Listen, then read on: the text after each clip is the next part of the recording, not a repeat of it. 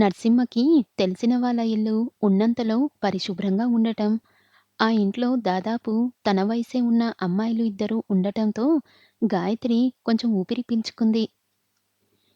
ఇంటి యజమాని పేరు శ్రీనివాసులు. చిన్న సొంత ట్రావెలింగ్ కంపెనీ ఉంది. ముందు ఒక ఇండికా కార్‌తో ప్రారంభించి ఇప్పుడు 2 కార్లు, 4 ఆటోలు కొన్నాడు. అవి అద్దెకిచ్చి వ్యాపారం నడిపిస్తున్నాడు. అతని భార్య పేరు సత్యవతి. వాళ్ళకి ముగ్గురు ఆడపిల్లలు. పెద్దమ్మాయి చంద్రకళ, రెండో అమ్మాయి సూర్యకళ, మూడో అమ్మాయి కళావతి. పెద్దమ్మాయికి పెళ్లయింది. ఆదిలాబాద్‌లో అల్లుడికి ఉద్యోగం. రెండో అమ్మాయి ఇంటర్ రెండో సంవత్సరం చదువుతుంది. బాగా నలుపు, మెల్లకన్ను, ఒత్తైన నల్లన వంకిల జుట్టు. 2 జడలేసుకొని లంగా ఓణి వేసుకొని కాలేజ్‌కి వెళ్తుంది. మూడో అమ్మాయి కళావతి. పెద్ద పిల్లలిద్దరికన్నా ఒక పిసరు రంగు. అంటే కారు నలుపు కొంచెం తగ్గి నల్లగా ఉంటుంది. 10థ్ చదువుతుంది. ఆ కాస్తకి ఆ పిల్లకి తను చాలా అందగత్తెనని నమ్మకం. అందుకే 9దో తరగతి నుంచే ఒక కుర్రాడిని ప్రేమిస్తున్నా అనుకుంటూ అతనితో చెట్టాపట్టాలేసుకొని తిరిగేస్తుంది. గాయత్రి ఆ ఊరికి ఎందుకు వచ్చిందో నరసింహ తండ్రికి చెప్తుంటే ఎంతో ఆసక్తిగా వింది. వినడమే కాదు, ప్రేమించడం కాకుండా ఏకంగా పెళ్లి చేసుకోవడం కోసం ఇంట్లో నుంచి పారిపోయి వచ్చినందుకు ఆ పిల్లకి గాయత్రి హీరోయిన్‌లాగా కనిపిస్తుంది. వెంటనే గాయత్రితో స్నేహం కలిపేసింది. తన కూతురి విశ్వరూపం తెలియని శ్రీనివాసులు కొత్తా పాతా లేకుండా తన కూతురు గాయత్రితో స్నేహం కలుపుకొని మాట్లాడేస్తుంటే ముచ్చటపడ్డాడు. ఇప్పుడు శ్రీనివాసులు ఉంటున్న ఇల్లు అతని మధ్య కట్టించుకున్నాడు. 100 గజాల స్థలం, చిన్న గేటు తీసుకొని లోపలికి వచ్చి 4 అడుగులెయ్యగానే 4 మెట్లు. అవి ఎక్కగానే ఎత్తుగా ఉన్న వీధి గది గడప. ఆ గడప దాటి లోపలికి వెళ్తే వీధి గది. లోపలికి వెళ్తే చిన్న వంటగది. వంటగదికి 2 వైపులా పడక గదులు. ఒక గది భార్యాభర్తలు వాడుకుంటారు. రెండోది ఆడపిల్లలు వాడుకుంటారు. వెనక కొంచెం ఖాళీ స్థలంలో బాత్రూమ్, లాంట్రిన్ విడివిడిగా ఉంటాయి. రాత్రి 10 గంటలవుతుండగా గాయత్రిని వెంట పెట్టుకొని వచ్చిన నర్సింహ తనకి వరసకి బామర్ది అయిన శ్రీనివాసులకి చూచాయగా గాయత్రి రమేష్‌ల సంగతి చెప్పాడు. గాయత్రిని చూడగానే పెద్దింటి పిల్లలా ఉండటంతో తనే ఇక్కడికి తెచ్చానని ఒక పూట ఆశ్రయమిస్తే తెల్లవారాక వాళ్ళ సంగతి ఏంటో చూడవచ్చని సాయం అడగడంతో శ్రీనివాసులు పెద్ద మనసుతో ఒప్పుకొని గాయత్రిని మనసారా ఆహ్వానించాడు. అతని భార్య సత్యవతి కూడా లేత తమలపాకులా ఉన్న గాయత్రిని చూసి జాలితో ఒప్పుకుంది. తాము వండుకున్న దాంట్లోనే కొంచెం అన్నంలో పెరుగు, నిమ్మకాయ తొక్క వేసి ఇచ్చింది గాయత్రికి సత్యవతి. వాళ్ళు నీచు తిన్న ఇంట్లో ఆ వాసనలు లేకపోవడంతో ఆకలి మీద ఉన్న గాయత్రి ఆ పెరగన్నం ఆప్యాయంగా తింది. మిగతా ఆడపిల్లలతో పాటు ఒకే మంచం మీద పడుకోవడం చాలా ఇబ్బందిగా అనిపించినా భరించక తప్పలేదు. "నీకేం బుగ్గు లేదు బిడ్డా, మంచిగా పడుకో" అంటూ సత్యవతి, శ్రీనివాసులు వాళ్ళ గదిలోకి వెళ్ళి తలుపు వేసుకోగానే అక్క చెల్లెలిద్దరూ అప్పటి వరకు ఉగ్గబట్టుకున్నంత వెళ్లగక్కుతూ ప్రశ్నల మీద ప్రశ్నలు వేయసాగారు గాయత్రిని. "మీరు పెళ్లి చేసుకోవడానికి మీ డాడీ ఒప్పుకోలేదా?" అడిగింది సూర్యకళ కుతూహలంగా. "నీ లవర్ నీ కులపొల్లు కాదా?" అడిగింది కళావతి మరింత ఆసక్తిగా. "మీరు బాపనోళ్ళా? నీ లవర్ ఏం కులం? ఏం చదువుతున్నావ్? ఏ కాలేజ్? నీ లవర్ ఏం చదువుతున్నాడు? మీరిద్దరూ ఒక్క దగ్గరనే ఉంటున్నారా? ఇప్పుడు నువ్వు లేచిపోయి వచ్చినవని మీ ఇంట్లో ఎరకనా? నీ గురించి వెతుకుతున్నచ్చా? ఇంకా మీ ఇంటికి పోవా? పెళ్ళెప్పుడు?" ఇలా ఇద్దరూ చెరోవైపు నుంచి ప్రశ్నలతో ఉక్కిరిబిక్కిరి చేస్తుంటే అసలే భయంతో వణికిపోతున్న గాయత్రికి ఇప్పుడింకా భయం ఎక్కువై పిచ్చి పడుతున్నట్టు అయింది. వాళ్ళకి సమాధానం చెప్పకుండా గట్టిగా ఆవలించి, "నాకు నిద్ర వస్తుంది. పడుకుంటాను" అంటూ కళ్ళు మూసుకొని నిద్ర నటించింది. తెల్లవారి ఉదయం 9 అప్పుడే నిద్ర లేచి కాలకృత్యాలు తీర్చుకొని స్నానం చేసి సత్యవతి ఇచ్చిన చాయ్ తాగుతుంది గాయత్రి. నిజానికి ఆమె ఎప్పుడూ టీ తాగలేదు. ఎప్పుడన్నా ఒకసారి కాఫీ లేదంటే పాలు. ఇవాళ తప్పనిసరిగా ఆ ఇంట్లో వాళ్ళతో పాటుగా తను కూడా టీ, బిస్కెట్‌తో సరిపెట్టుకోవాల్సి వచ్చింది.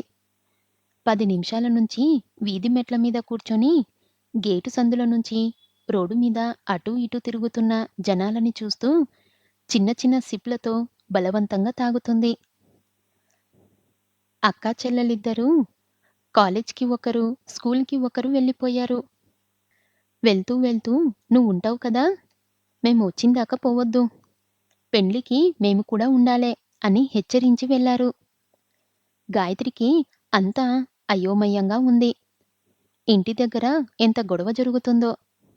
అమ్మ బాగా ఏడుస్తుందేమో! నాన్న ఏం చేస్తున్నారో! అన్నయ్య తన కోసం ఎక్కడెక్కడో వకాబు చేస్తున్నాడేమో! అక్కడ రమేష్ ఇంటి దగ్గర పరిస్థితి ఎలా ఉందో!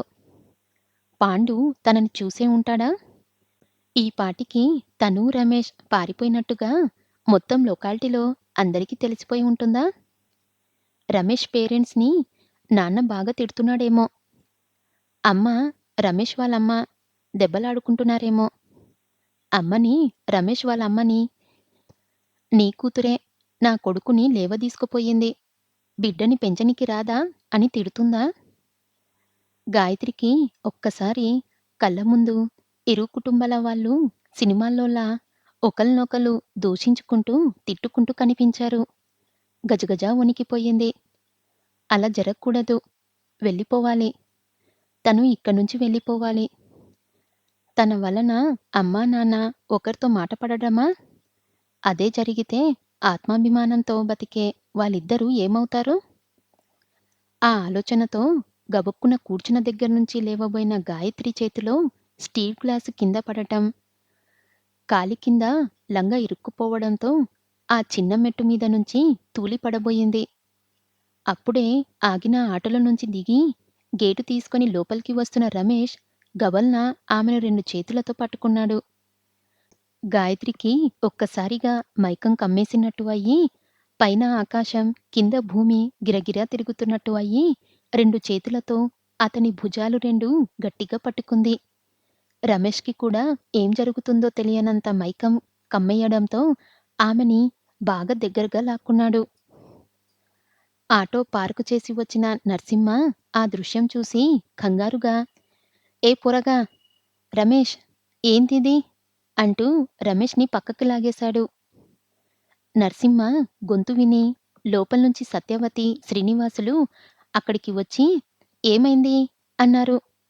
తల వంచుకొని నిలబడిన రమేష్ గాయత్రులను చూస్తూ.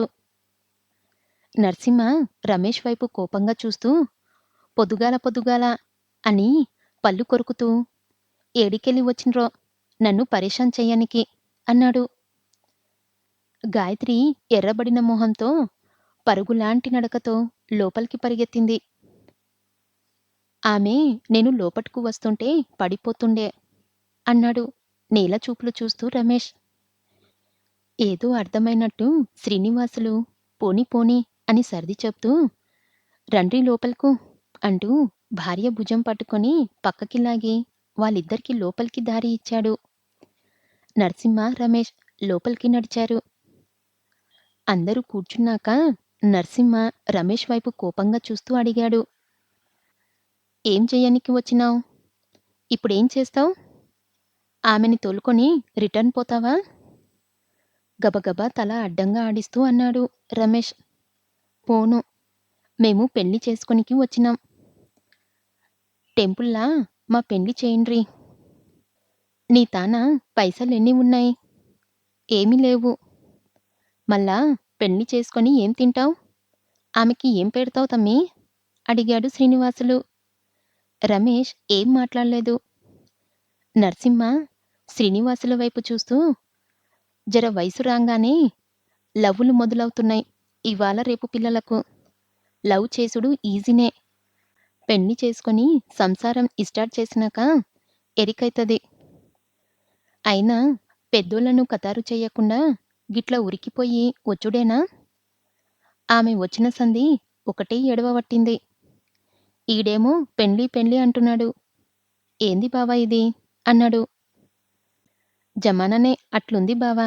అన్నాడు శ్రీనివాసులు. నాకు ఏడన్నా నౌకరీ ఇప్పించన్నా అన్నాడు రమేష్. ఏం నౌకరీ చేస్తావు? అడిగాడు నర్సింహ. అన్నా చాయ్ తాగుతారా? అడిగింది సత్యవతి. ఇవ్వమ్మా అన్నాడు నర్సింహ. సత్యవతి చాయ్ తయారు చేయడానికి వంటగదిలోకి వెళ్తూ పిల్లల గదిలో ఉన్న గాయత్రి ఏం చేస్తుందో అన్నట్టు తొంగి చూసింది.